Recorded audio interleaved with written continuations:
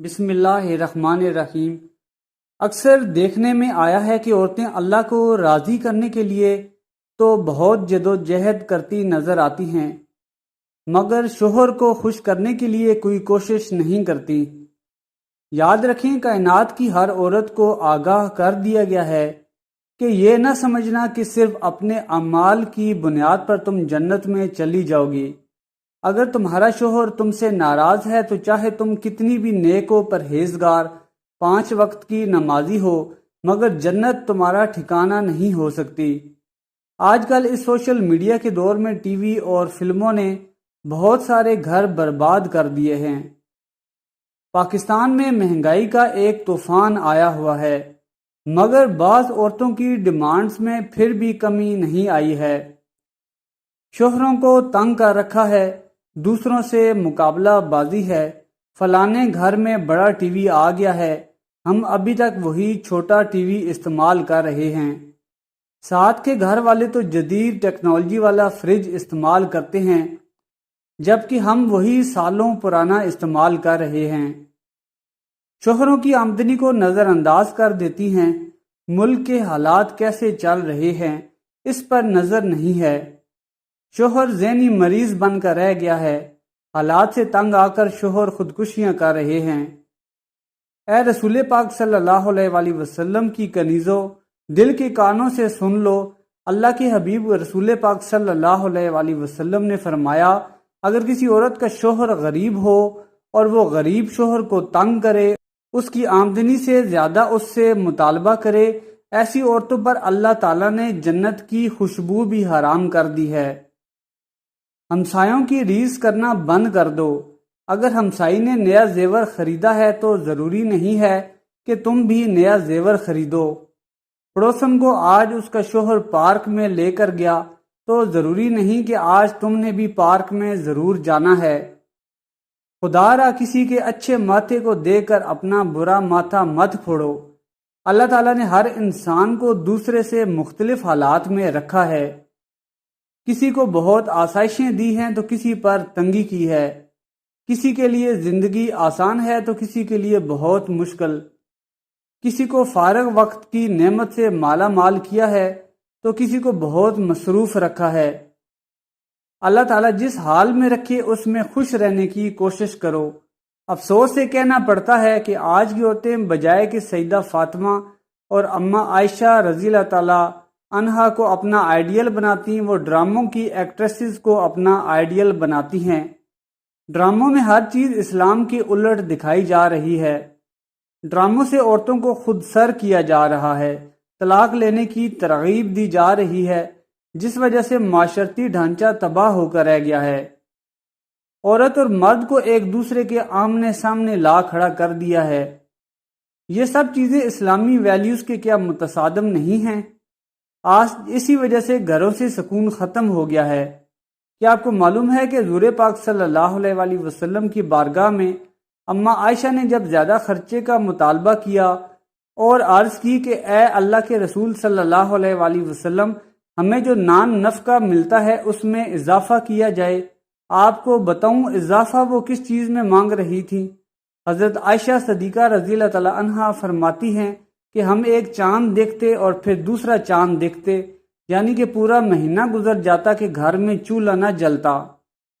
اس کے بعد ہم دوسرے مہینے کا چاند دیکھتے اور اس مہینے کا آخری چاند، حتیٰ کہ ہم تیسرے مہینے کا چاند دیکھتے، یعنی کہ اللہ کے رسول کے گھر میں 3 مہینے چولہا نہیں جلتا تھا۔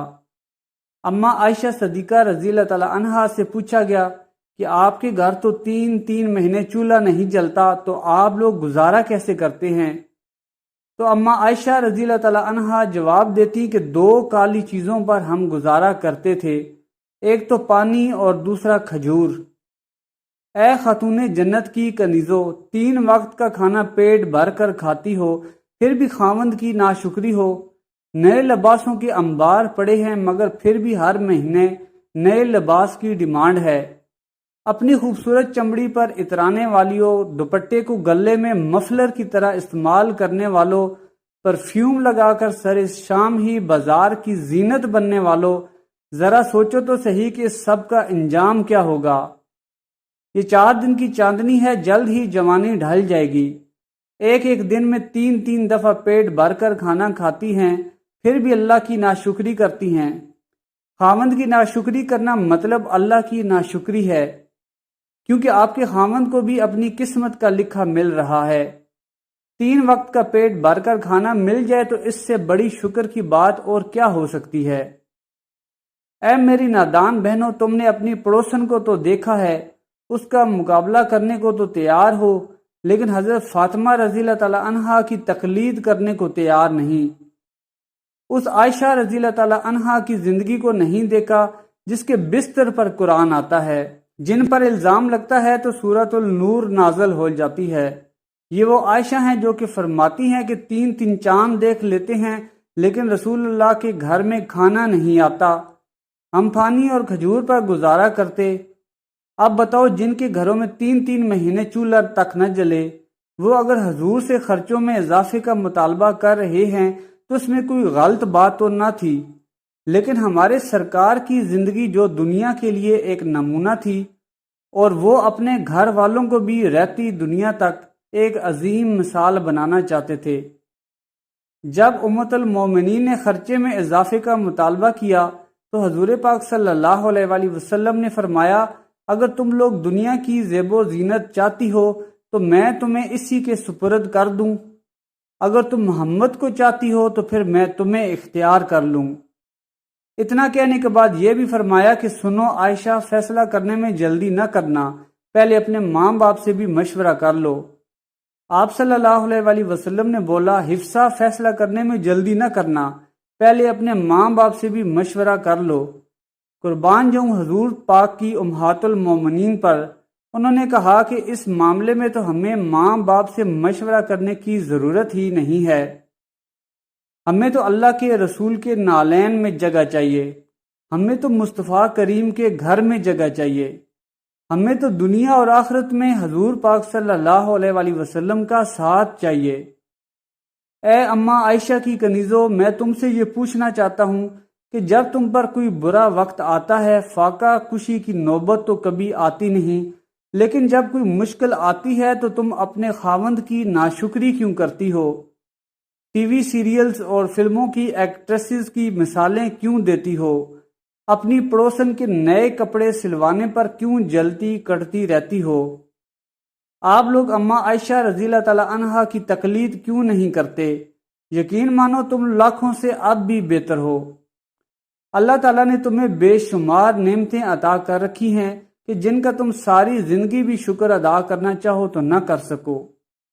صرف اپنے سے اوپر ہی نہیں، اپنے سے نیچے والوں کو بھی دیکھنا سیکھو، جن کے گھروں میں ایک وقت پکتا ہے تو دوسرے وقت کا پتہ نہیں ہوتا۔